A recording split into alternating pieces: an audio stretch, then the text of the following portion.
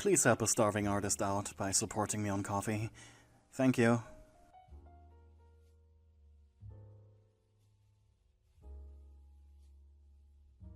Somewhere, nestled inside of a large channel, between the grand wheat fields of the world outside of the neighborhood of home and the small town itself, lay a quiet river.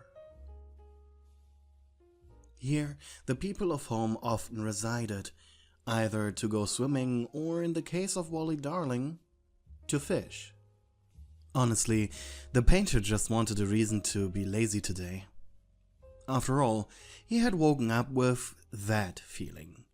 The very specific feeling one gets sometimes upon waking up from a pleasant dream.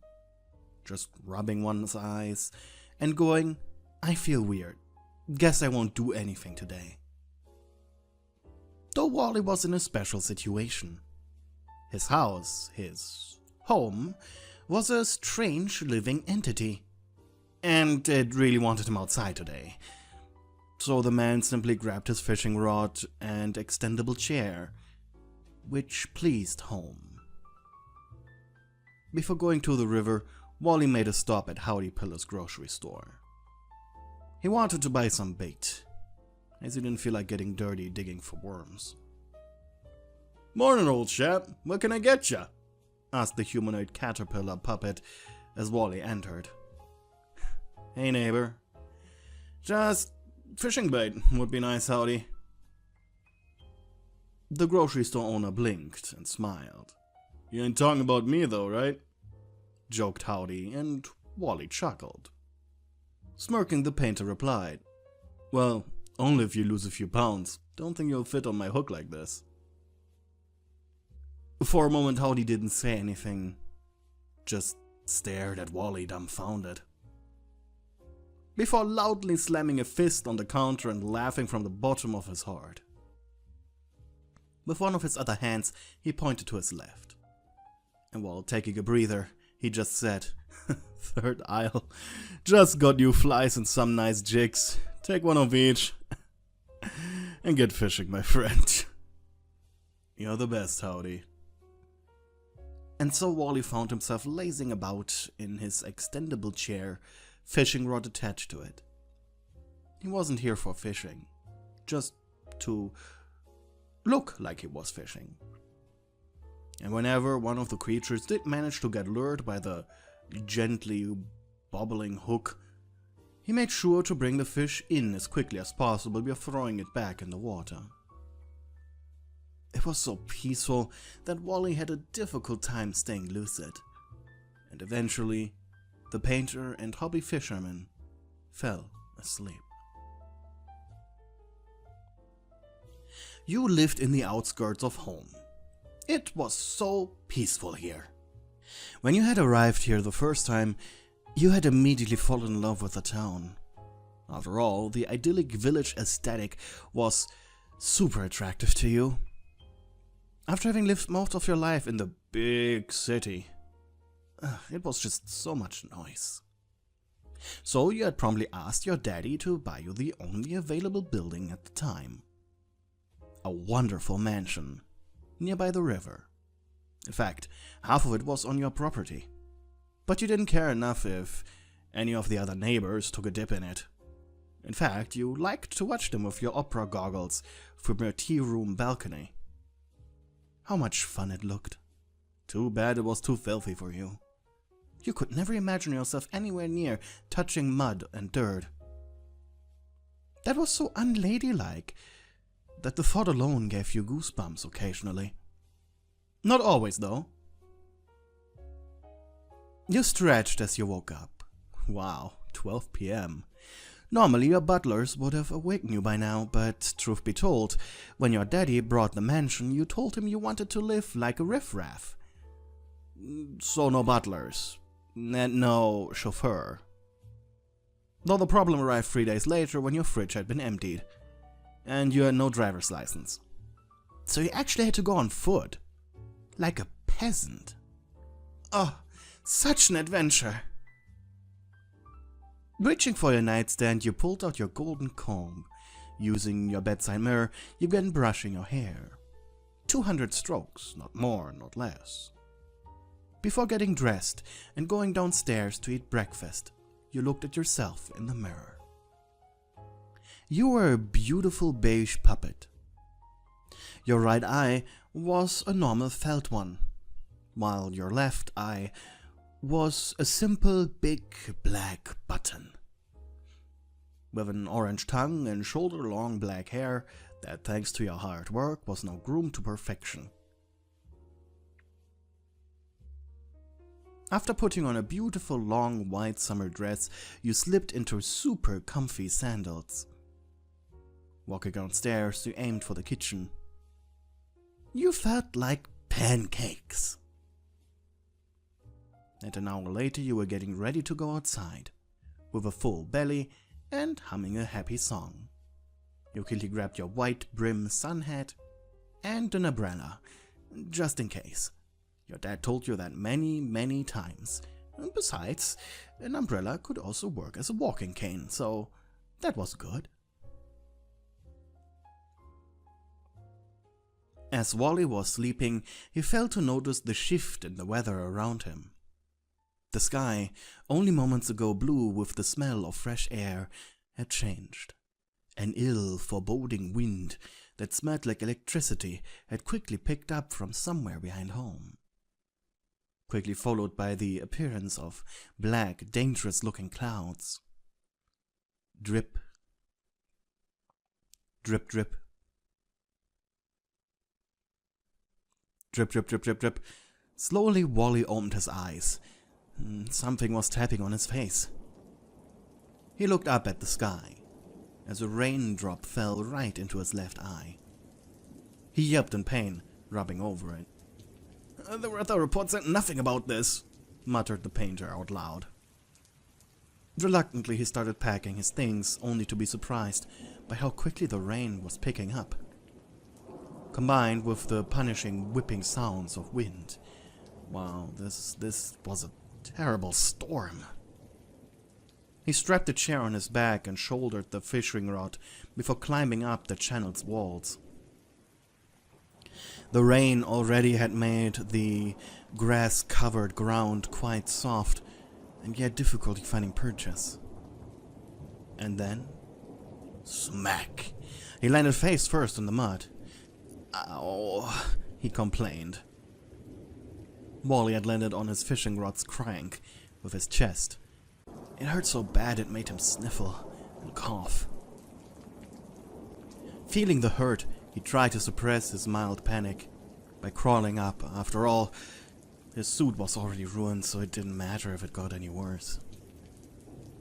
It was then he heard the voice of someone familiar. Hello? Wally? Is that you? Blinking, the painter looked up. At you. Your face was painted with concern, as you held an arm out for him to grab, almost instinctively. Debbie? Debbie Dazzle? He shouted excitedly. The new rich girl in town. She was here to save him.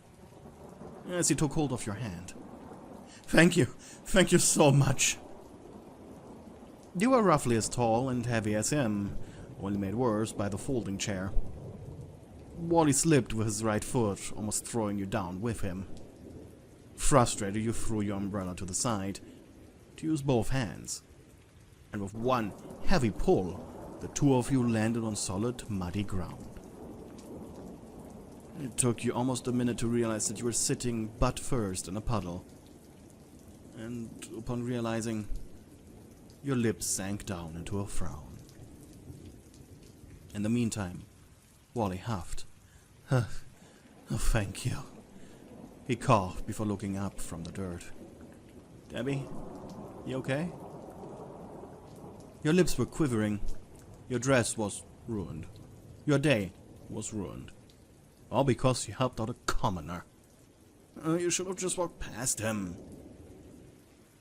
Wally crawled forward a bit before standing up. His beautiful blue suit was covered in grass stains and mud.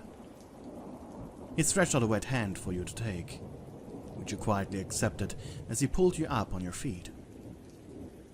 Happily, he slapped you on the back, producing a loud, wet noise. Thank you so much. You're a lifesaver. Uh-huh. What's wrong? He asked, before noticing the umbrella you broke by throwing aside, your expensive, dirty dress, and your disheveled hair. Oh dear, this must be new for you, huh? Come on. I'll help you get home. Wally, nice person he was, took off his jacket and wrapped it around your shoulders as he guided you back to your mansion. You didn't speak as he tried to lighten the mood with an anecdote about helping your neighbors and such. Honestly, it fell on deaf ears. You needed a shower. Or a bath. Yeah, a bath. That would be preferable. As the two of you entered your mansion, Wally awed. Holy apple bottom! This house is huge! You sniffled and he turned to you. Where's your bath? I'm sure a hot bath would be just right for you. With a shaking hand, you pointed at the door to the first-level bathroom.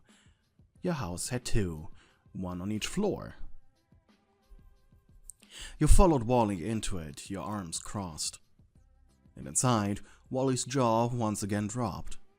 This room, it echoed here a bit, is the size of my living room. So, how much room do you need to take a bath? He shouted, surprised.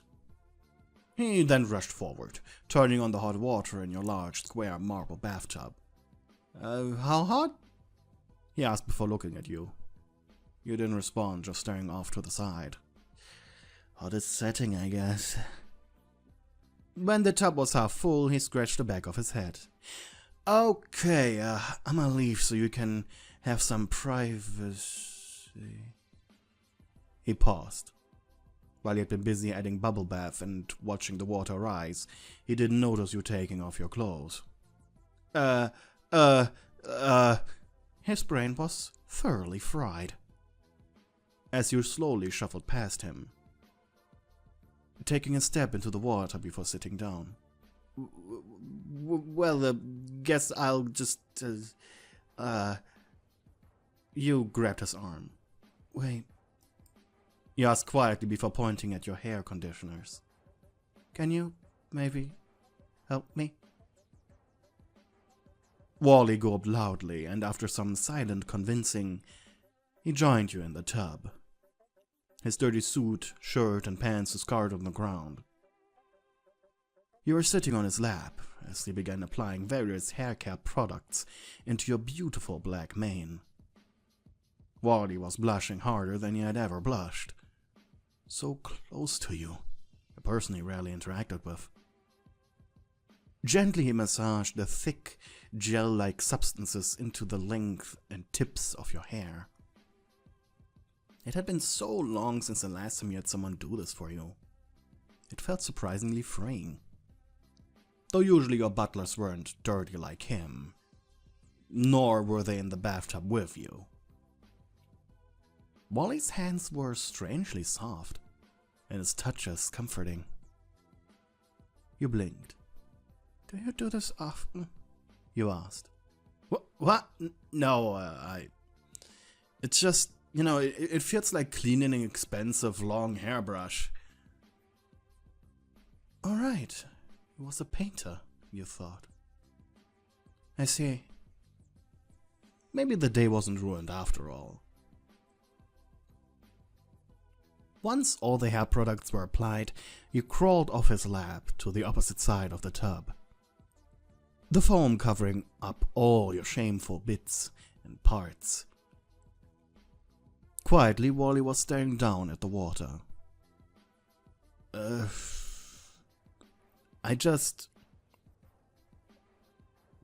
He said after a moment of silence.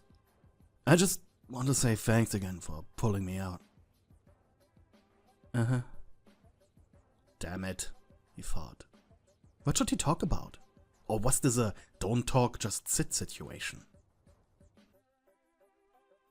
So, what did you do today?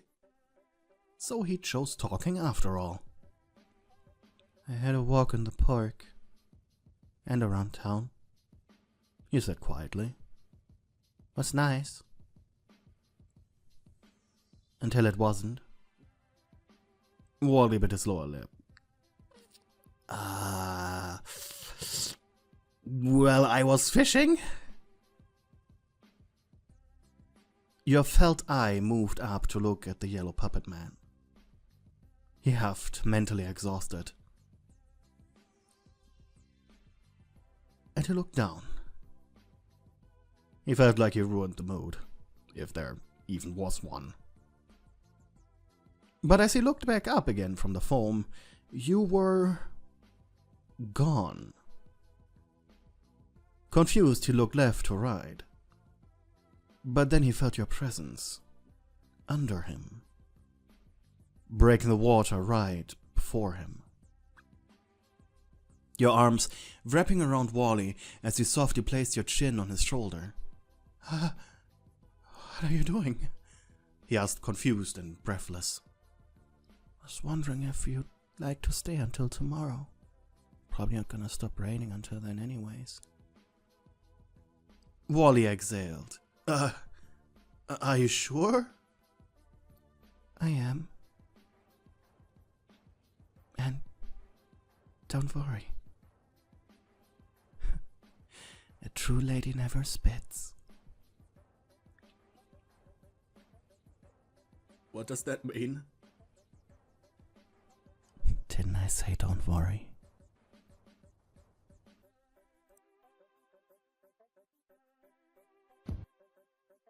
Hey, thank you for watching my video until the end.